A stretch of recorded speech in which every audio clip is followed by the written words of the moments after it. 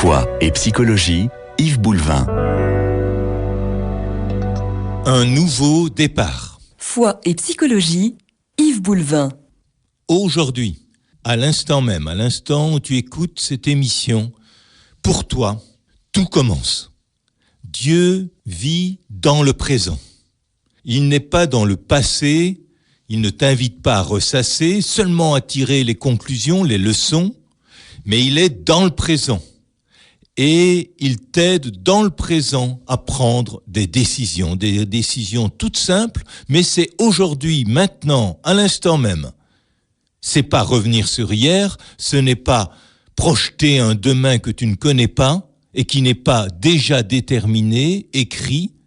C'est aujourd'hui, à l'instant même, que tu prends, si tu le veux bien, un nouveau départ.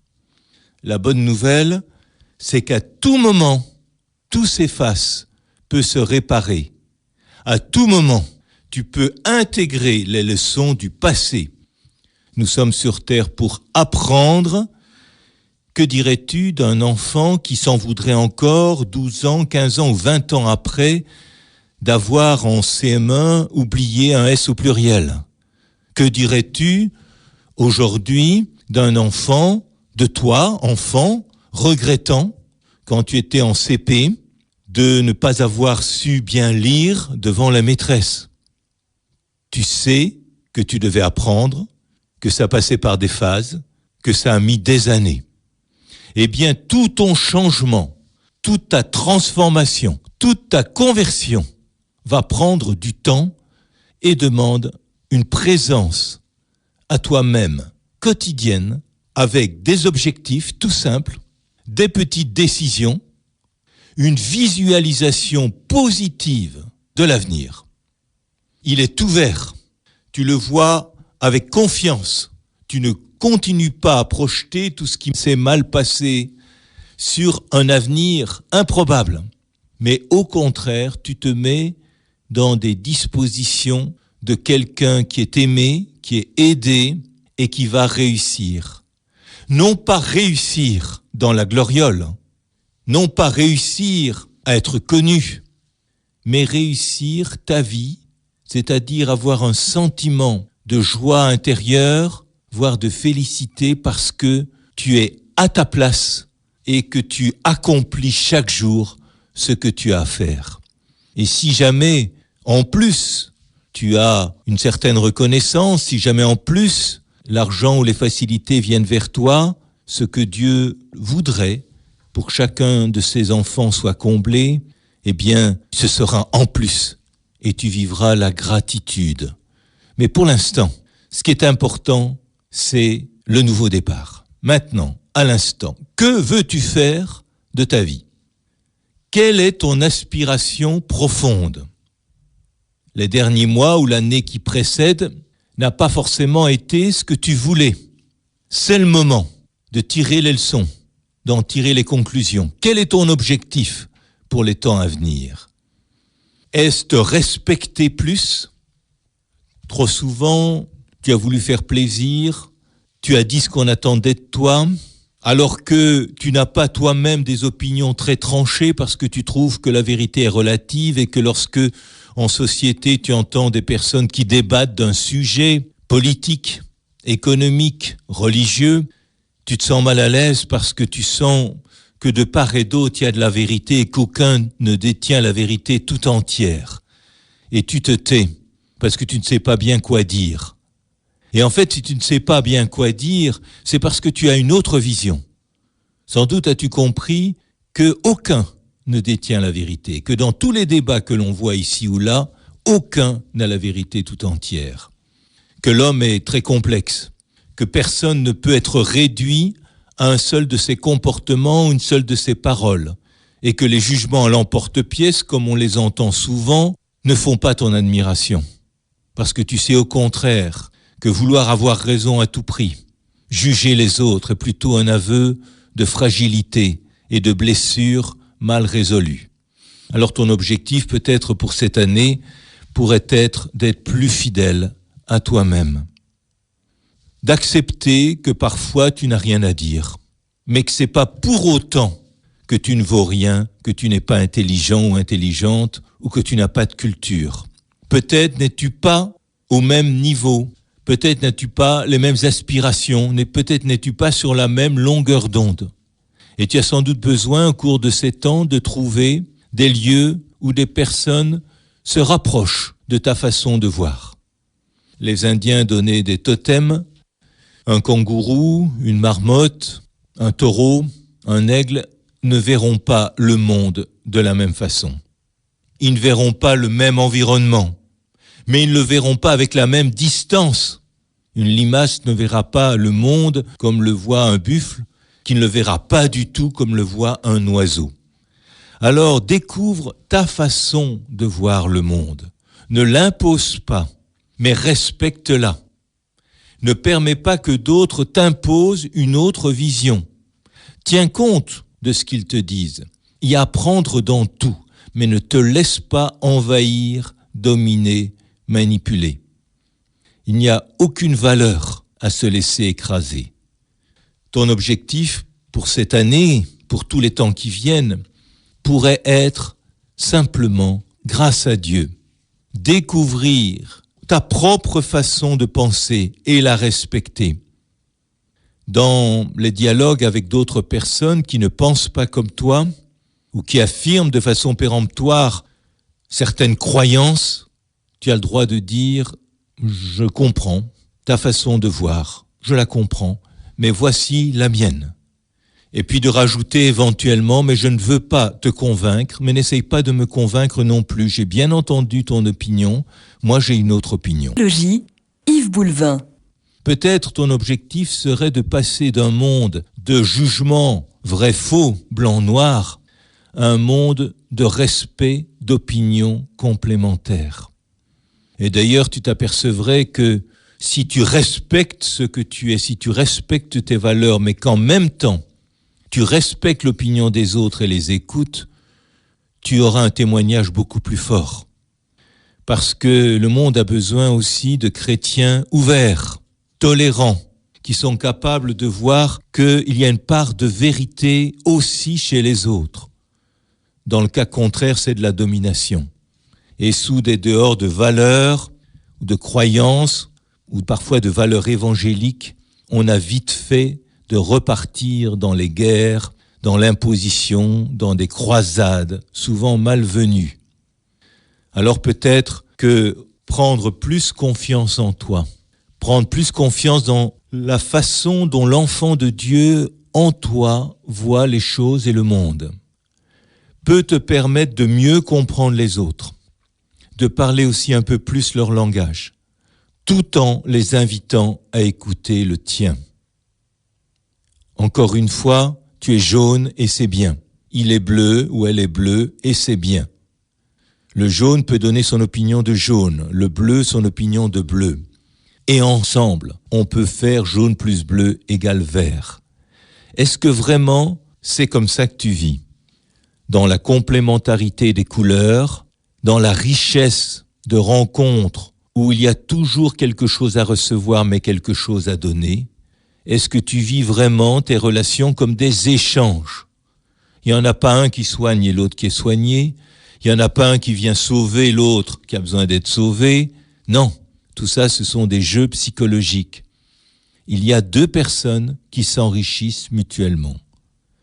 Quand je suis en ta présence, je reçois ta richesse et j'ai quelque chose de la part de Dieu à te donner. Peut-être que ton objectif serait de ne plus te dévaloriser inutilement. Accepte ta valeur. Un violoncelle n'est pas un violon et un violon n'est pas une trompette.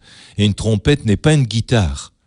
Mais heureusement qu'il y a tous ces instruments dont ont besoin un orchestre symphonique. Encore une fois, tu as une belle place.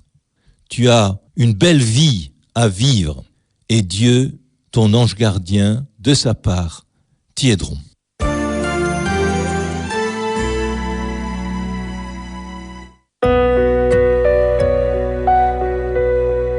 Foi et psychologie, Yves Boulevin. Un nouveau départ.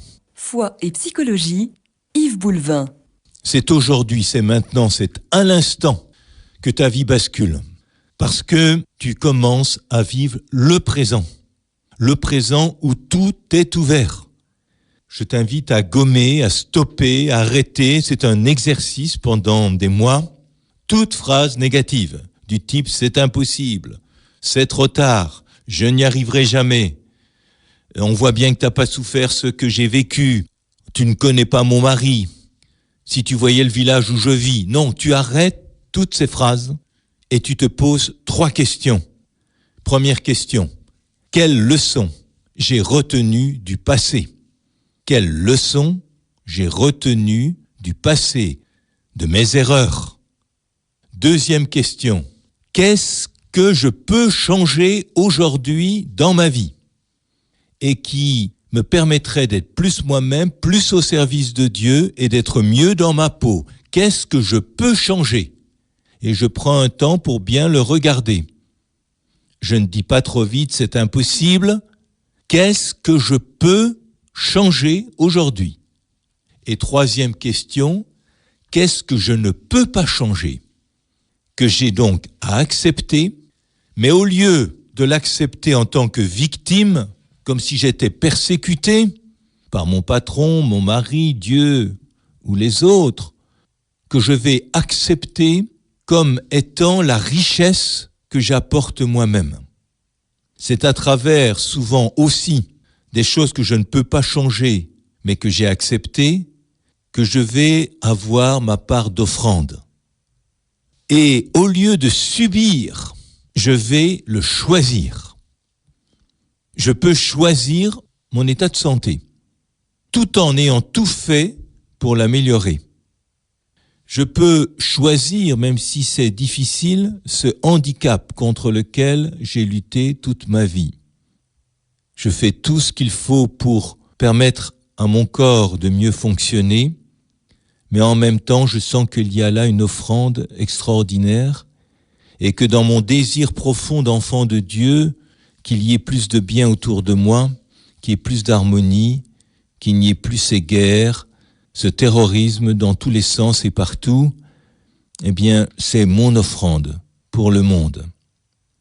J'ai perdu mon travail, je fais tout ce qu'il faut pour bien voir pourquoi, pour bien comprendre si j'étais à ma place et qu'est-ce que je désire maintenant, pour voir quelle démarche faire, et en même temps, je ne me mets pas une étiquette d'incapable ou de c'est trop tard ou de regret sur le passé, mais la difficulté présente, je l'offre.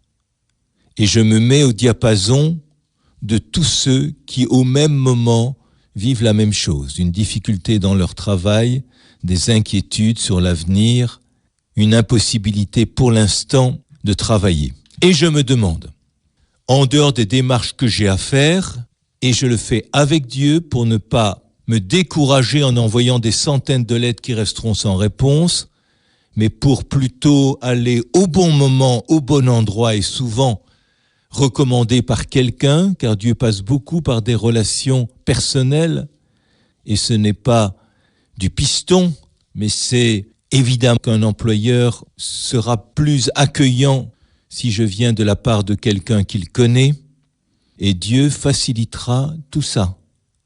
Mais en même temps, tant que je n'ai pas trouvé de travail, je me demande comment fonctionner au mieux aujourd'hui. Quelle structure de journée mettre en place ? Mes enfants sont grands, je suis au chômage, je n'ai plus une structure de journée comme je l'avais quand j'avais un travail ou quand je devais le matin conduire les enfants à l'école, les reprendre à midi, leur faire à manger, etc. Toute ma journée était structurée par la vie de l'école de mes enfants. Eh bien aujourd'hui, alors qu'ils sont grands, aujourd'hui alors je n'ai plus de travail, donc plus la même gestion du temps, je vais moi-même apprendre à me lever à une certaine heure, à me donner des objectifs de sortie chaque jour, mais également à profiter de ce temps libre pour faire ce que je n'avais pas pu faire jusqu'à présent. Pour lire, pour écouter de la musique, pour me promener, pour m'approfondir, pour approfondir ma foi, pour rencontrer des gens, pour faire certaines démarches que je n'avais pas le temps de faire jusqu'à présent. C'est maintenant. J'arrête une fois pour toutes le scénario de victime. J'ai subi ma vie jusqu'à présent. J'ai subi des pressions, j'ai voulu faire plaisir et je n'ai pas l'impression d'avoir choisi. D'ailleurs, je dis souvent, mais c'est pas moi qui ai choisi. Je le dis parfois pour mon travail, je le dis parfois pour mon conjoint. Je le dis parfois malheureusement pour mes enfants. Et je le dis pour beaucoup de circonstances de ma vie. Comme si j'étais une marionnette qui n'y pouvait rien. Et j'ai pris l'habitude de visualiser les choses comme si c'était les autres qui avaient décidé pour moi. Au départ, mes parents ou mes frères et sœurs, puis des éducateurs. Et puis aujourd'hui, parfois, je pense que c'est Dieu qui dirige ma vie. Et puis, je vais découvrir que Dieu me désire et m'a créé libre. Et que c'est d'ailleurs ça qui explique beaucoup ce qui se passe dans le monde. Et que Dieu ne détermine pas ma vie. Et qu'il n'y a pas une seule possibilité. Et que Dieu m'inspire, que Dieu me montre les conséquences de mes choix, mais me laisse libre. Et que ces choix, c'est bien moi qui apprendre à les faire. Et que Dieu m'accompagnera dans mes choix pour chaque fois en faire un bien. Il y a beaucoup de façons différentes de répondre à ce que on appelle un appel ou une vocation. Et aujourd'hui, il y a des multiples façons de servir Dieu. Mais il n'a pas déterminé une fois pour toutes la forme dans laquelle cela sera fait. Ou sinon, je n'aurai plus aucune liberté et je serai comme un esclave, ce qui n'est pas du tout le cas. Peut-être que ça m'arrange de le penser. C'est toujours cette suite où je subis, où je me sens victime, où je pense qu'un autre décide pour moi. Et je vais découvrir qu'en fait, Dieu potentiellement pourrait tout savoir de moi. Mais que Dieu, par souci de ma croissance, de mon développement, que Dieu se retire de certaines parties de moi pour me laisser la place et ne cherche pas à tout prix à tout savoir. Encore une fois, il y a des choses que Dieu sait potentiellement, mais ne regarde pas ou ne voit pas. C'est ce qu'il a fait devant ceux qui accusaient la femme adultère, c'est ce que Jésus a fait, il n'a pas regardé. Il aurait pu, il n'a pas regardé. Il a simplement eu une attitude et il a invité à un avenir libre. Fra Angelico, dans une de ses fresques, montre Jésus bafoué, critiqué, battu, avec un bandeau sur les yeux. Devine qui t'a frappé. Et Jésus ne regarde pas. Il ne juge pas. Il n'étiquette pas. Il ne regarde pas le mal. Ce serait le mal qui combattrait le mal. Il est là dans son côté agneau. Et l'agneau accomplit ce qu'il a à accomplir. Il le choisit, même si c'était douloureux, mais il l'a choisi par amour. Et aujourd'hui, il fait de même avec nous. Il nous laisse la place. Tout n'est pas décidé. Tout n'est pas déterminé. Alors toi, qui vas regarder dans le futur par des moyens indirects, tu vas voir des personnes, tu utilises des moyens pour prédire l'avenir. L'avenir n'est pas écrit. L'avenir n'est pas écrit. Il y a des dispositions en toi qui peuvent amener des conséquences. Réfléchis-y, reprends le contrôle de toi-même. Développe le côté adulte, mais reprends la responsabilité de ta vie. Et c'est aujourd'hui. C'est d'abord par des petites décisions. La petite décision de sortir ce matin. La petite décision de dire non à telle invitation où tu te sentais obligé d'aller et tu n'avais pas envie. La décision de téléphoner à telle personne parce que tu en as le désir, mais aussi de ne pas répondre à tel autre parce qu'aujourd'hui, tu ne te sens pas de lui parler. Des petites décisions de liberté pour entrer dans la liberté des enfants de Dieu. Foi et psychologie, Yves Boulvin. Un nouveau départ. Foi et psychologie, Yves Boulvin. Chaque jour, c'est une nouvelle vie qui m'est donnée. Et cette nouvelle vie, elle peut être beaucoup plus lumineuse je me rends compte de l'habitude que j'ai de revenir sur le passé, de ressasser, de regretter, ou de voir un certain nombre de choses qui ne vont pas chez moi ou chez les autres, de le regretter, de le constater et de ne pas passer à l'action. Et je décide aujourd'hui que ma vie sera différente. Encore une fois, je tire les leçons du passé, je change ce que je peux changer et j'accepte positivement ce que je ne peux pas changer pour en faire un bien. C'est ma part par rapport à tout ce qui se passe dans le monde, c'est ce que je peux donner.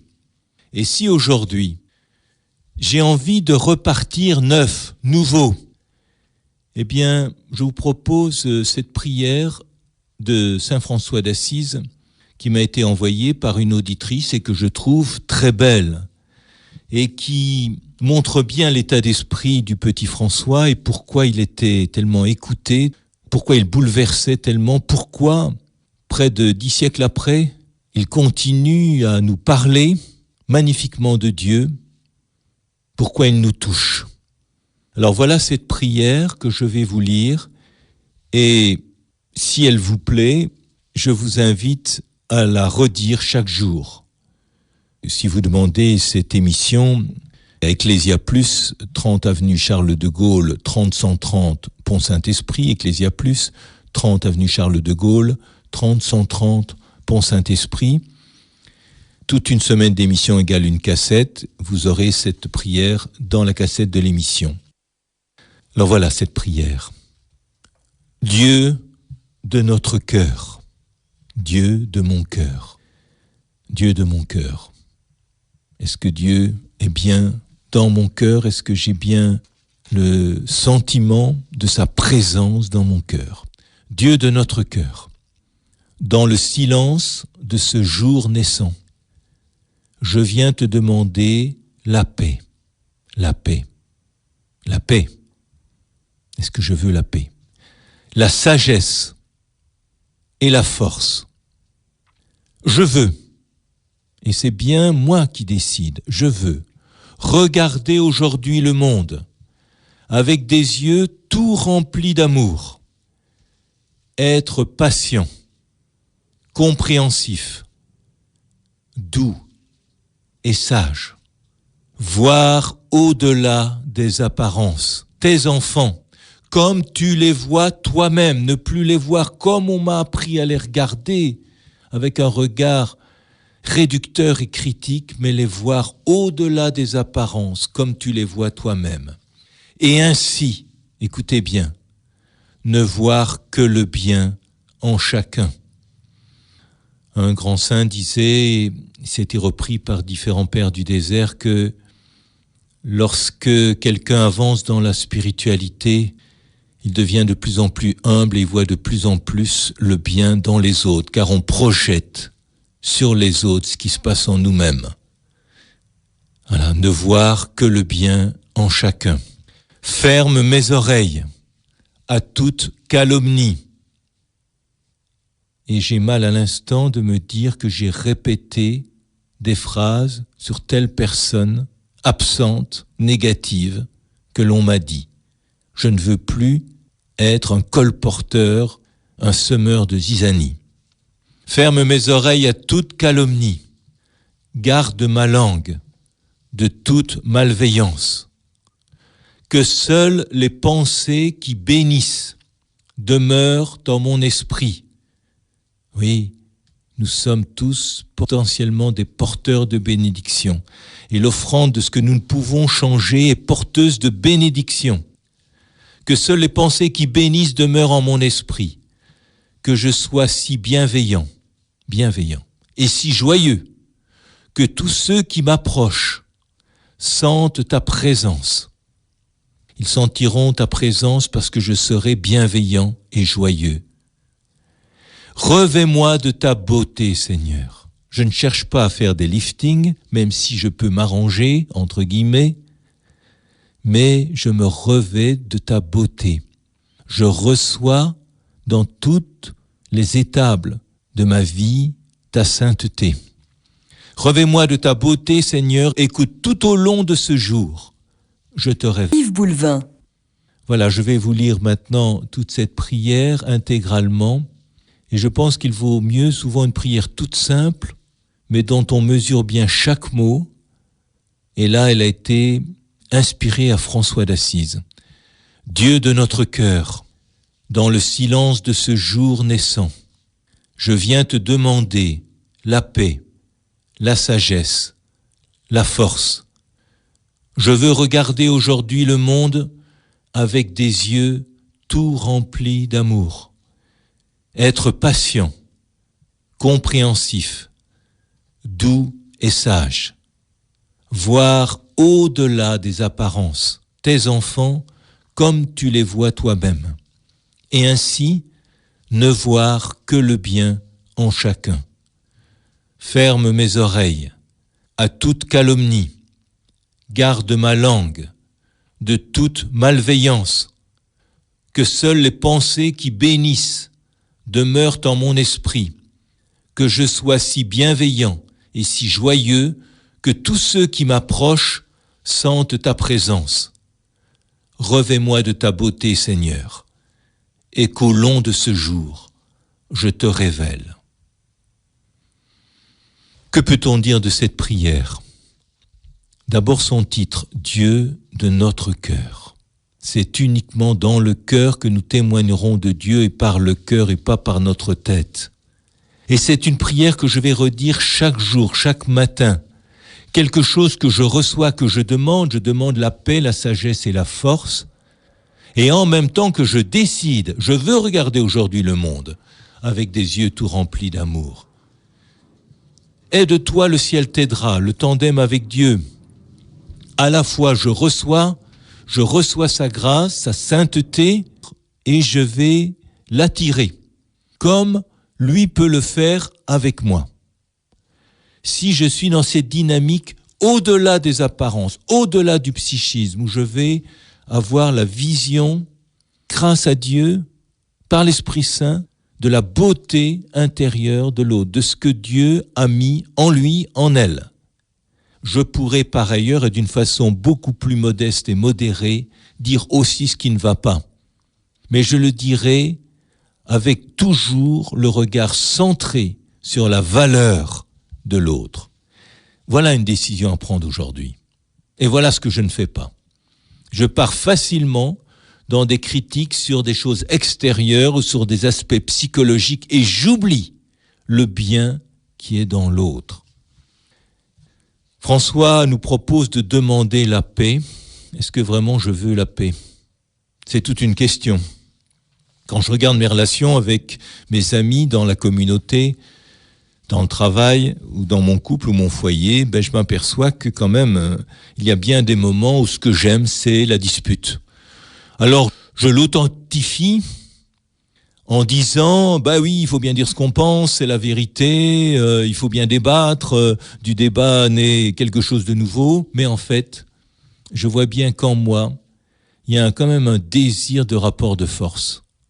Ça me vient de très loin. Parce qu'il y a bien des moments où je me sens moi-même victime, où je subis, et alors c'est une forme de compensation, de le faire subir à d'autres, et je cherche à les dominer. Comme je n'ai pas conscience de ma valeur, comme je ne m'aime pas vraiment, je n'ai pas conscience du bien qui est en moi, eh bien je rabaisse aussi les autres. Et il y a de multiples occasions de le faire. Et je me rends compte que je suis encore enfermé dans ce triangle dramatique, persécuteur, sauveteur qui se met au-dessus des autres, et victime. Eh bien, je n'en veux plus. Et je prends la décision aujourd'hui d'aborder autrement les autres, et Seigneur, de voir tes enfants comme tu les vois toi-même, ainsi ne voir que le bien en chacun.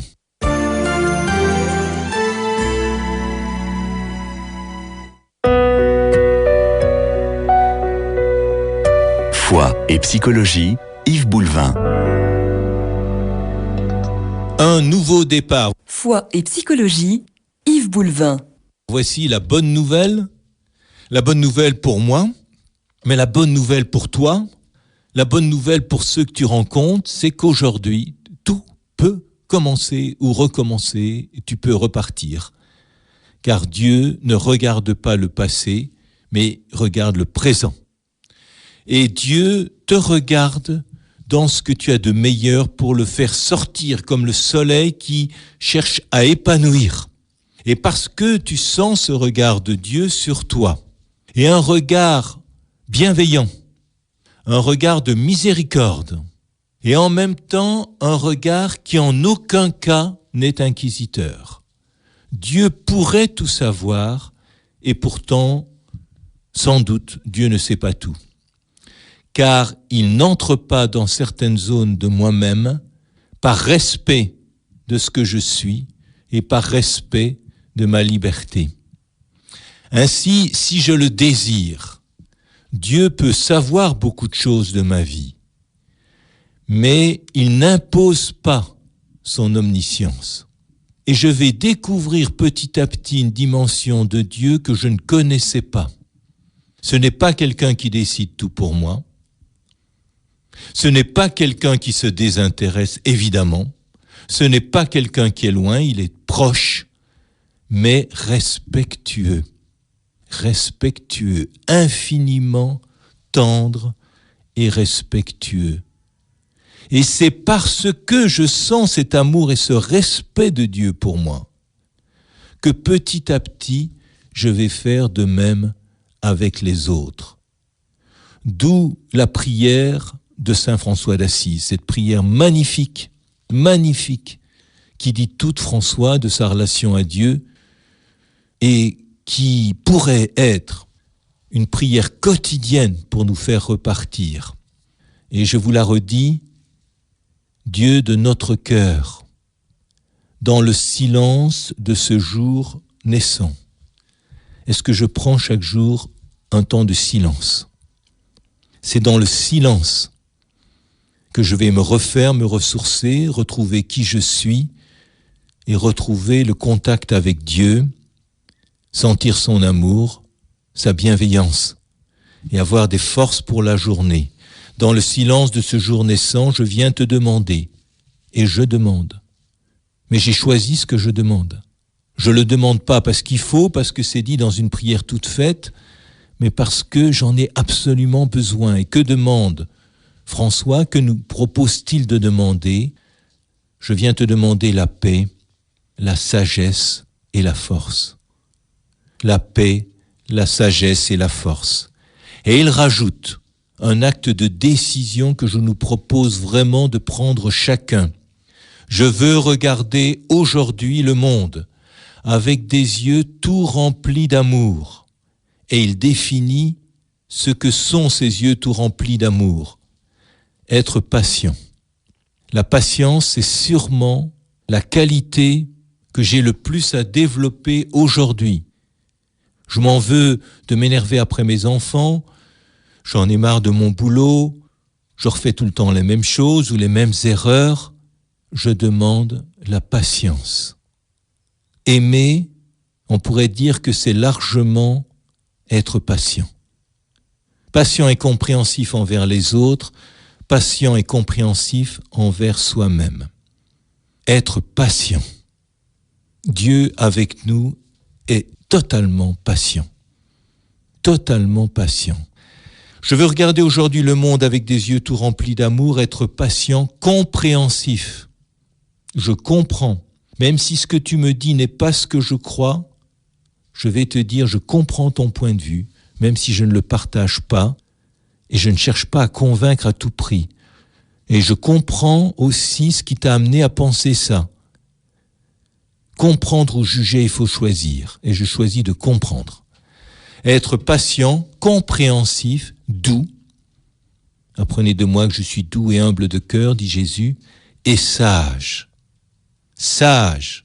Je ne vais pas dire n'importe quoi à n'importe quel moment, une vérité qui blesse ou qui me blesse sous prétexte que je pense que c'est la vérité.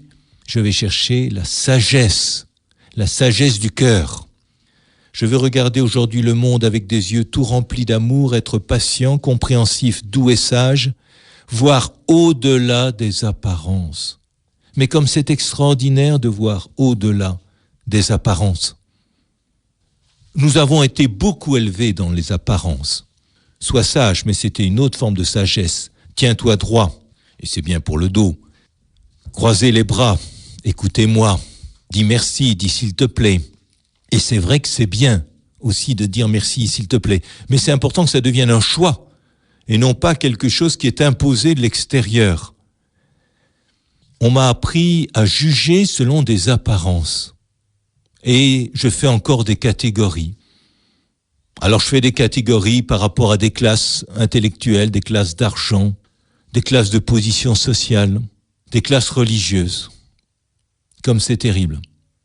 Si c'est merveilleux d'avoir rencontré le Seigneur, d'être chrétien, c'est merveilleux si on le vit avec une compréhension et la sagesse. Fier de l'être, fier de ses valeurs, mais pas inquisiteur, l'inquisition, et pas une croisade, et pas vouloir avoir raison, et pas imposer. Voir au-delà des apparences, tes enfants comme tu les vois toi-même, et ainsi ne voir que le bien en chacun. Yves Boulevin.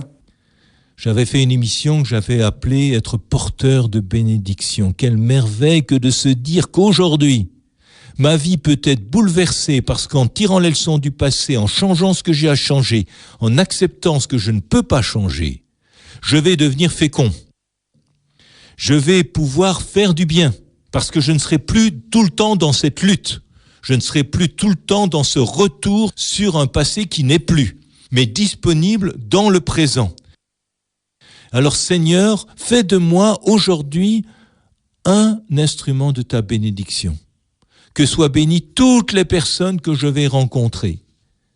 Qu'il n'y ait aucun jugement dans mon esprit. Qu'ils soient bénis, qu'elles soient bénies, qu'ils me plaisent ou pas. Que nous ayons eu un différend ou pas. Et encore une fois, en particulier, tu bénis au cours de cette journée les personnes envers qui je ne serai pas disponible. Les personnes que je pourrais blesser par mes paroles ou par mes actes. Et tu bénis tous ceux, non seulement que je vais rencontrer, mais tous ceux auxquels je suis relié, tous ceux qui en ont besoin à l'instant même, tous ceux qui pensent à moi, tous ceux qui me téléphonent, tous ceux qui m'écrivent, ou tous ceux simplement qui ont eu une pensée me concernant aujourd'hui, qu'ils soient bénis. Je reçois leur bénédiction de ta part et je te demande de les bénir. Ferme mes oreilles à toute calomnie. Je crois que la première chose que je pourrais aller confesser, c'est les calomnies, les malveillances, toutes ces paroles que je dis aux autres ou sur des autres qui ne sont pas là, mais également toutes les calomnies vis-à-vis de moi. Si je suis mal, c'est parce que je me juge, mais ce sont des calomnies et des médisances, car comment pourrais-je savoir qui je suis ? J'abandonne ce type d'approche. Je vais comprendre mieux comment je fonctionne pour pouvoir m'améliorer, pour pouvoir me transformer, mais je ne vais plus porter ces jugements péremptoires sur moi-même. Ferme mes oreilles à toute calomnie. Je ne connais pas comment fonctionne cette terre, mais je te demande de m'inspirer mes choix. Que seules les pensées qui bénissent demeurent en mon esprit et que je sois si bienveillant et si joyeux que tous ceux qui m'approchent sentent ta présence. François d'Assise ne dit pas de faire de beaux discours et de beaux sermons, mais il définit l'enfant de Dieu par quelqu'un de bienveillant, de joyeux, qui bénit, qui ferme ses oreilles aux calomnies, qui garde sa langue de toute malveillance et qui voit le bien en chacun. Revêt-moi de ta beauté, Seigneur.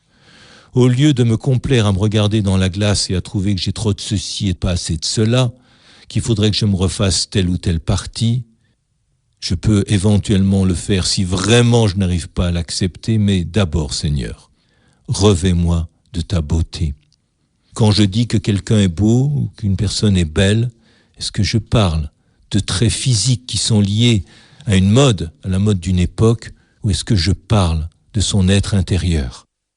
Revêt-moi de ta beauté, Seigneur, et qu'au long de ce jour, je te révèle.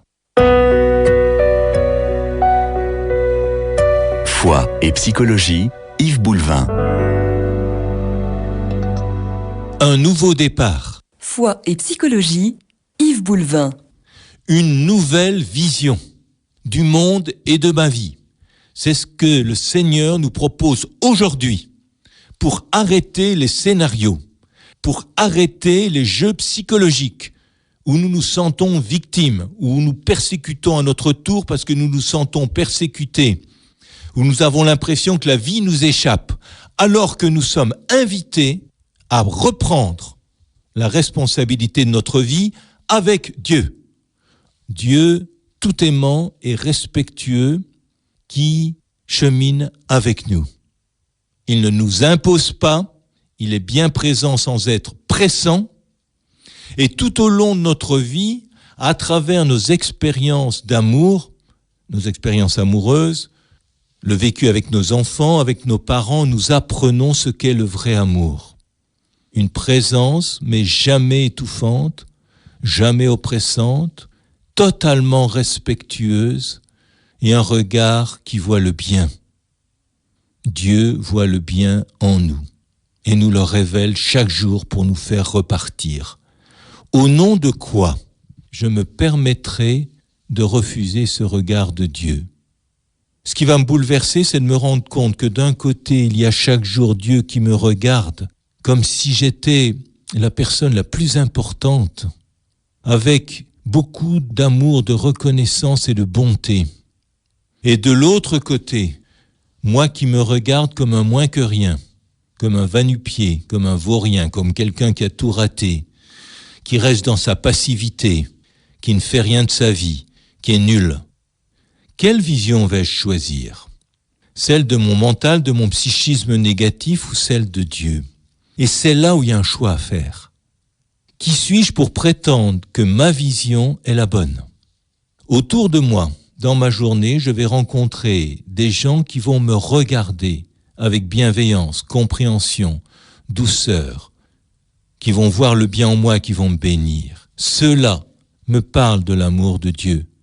Je vais en rencontrer d'autres, et je ne voudrais pas dire qu'ils n'ont que ça en eux, mais sur le moment, qui vont me regarder avec un regard plus dédaigneux, hautain, juge, critique.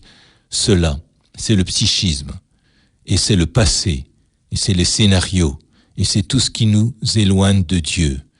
Seigneur, donne-moi le discernement.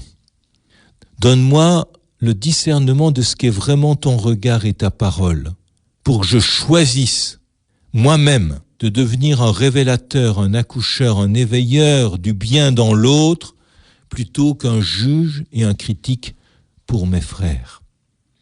Et aujourd'hui, je décide et d'être plus moi-même, de mettre à jour mes dons, mes talents, et de découvrir de plus en plus le regard de Dieu, et que ce regard imprègne mon regard pour mes frères. Aujourd'hui, je décide de faire attention dans mes relations sociales, à ne pas rentrer, parce qu'il faut bien combler le vide, dans toutes ces discussions inutiles, où des gens souvent parlent de ce qu'ils connaissent mal, donnent une opinion sur tout comme si c'était la vérité, et surtout colportent des rumeurs sur des personnes qui ne peuvent pas se défendre. Si jamais tu entends parler de tel frère qui a eu tel agissement, ou si tu entends parler, puisque c'est bien le cas aujourd'hui, par exemple, de prêtres qui auraient vécu la pédophilie ou autre chose, mais qu'est-ce qui t'habite? Ce qui devrait t'habiter, c'est d'abord de la tristesse. De la tristesse. Une compréhension qui ne justifie pas du tout. Mais tu ne te sens pas juge. Tu sens la nécessité de protéger, la nécessité que ça s'arrête, mais tu trouves que c'est un gâchis. Et ça te rend triste. Si vraiment tu vis ce Dieu dans ton cœur, le seul qui existe, eh bien ça te rendra triste et tu vas pas participer à un jeu de massacre social là-dessus. Tu sauras que tu t'es approfondi dans l'amour de Dieu parce que tu n'éprouveras aucun plaisir à descendre les autres, à voir leurs défauts. Tu sauras que tu es rentré plus profondément dans l'amour de Dieu parce que ça te fera vraiment de la peine de les voir se débattre dans des difficultés, dans leur esprit de domination, dans leur esprit de possession, dans des difficultés sexuelles. Au contraire, sois béni mon frère et ma sœur si devant tout cela tu te sens triste et si À la fois, tu as le désir que cela ne soit plus, mais en même temps, tu sens de la compassion, parce que tu as compris tous ces mécanismes à l'œuvre qui ont amené à ce gâchis.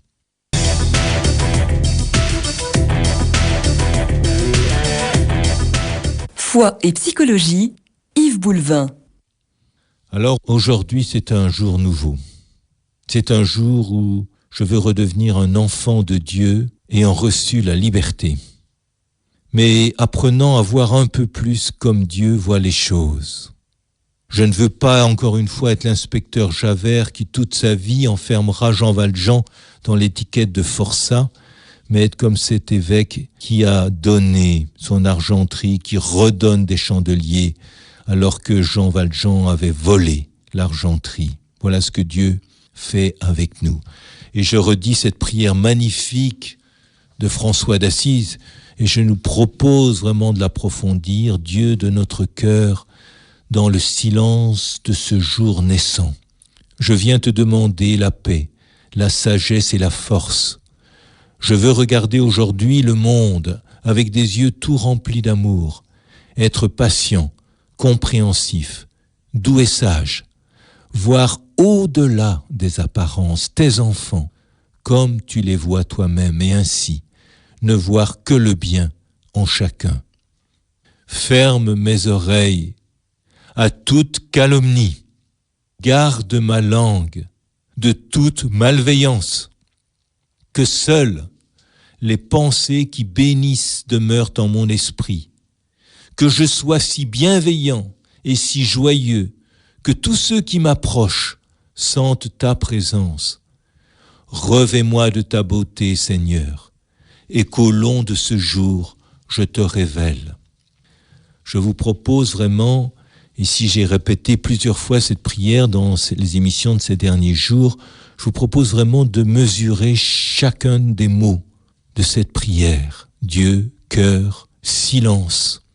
Demandez la paix, la sagesse et la force. Regardez le monde avec des yeux remplis d'amour, avec de la compréhension. Voir au-delà des apparences. Voir le bien. Bénir. Et surtout, fermer mes oreilles à toute calomnie.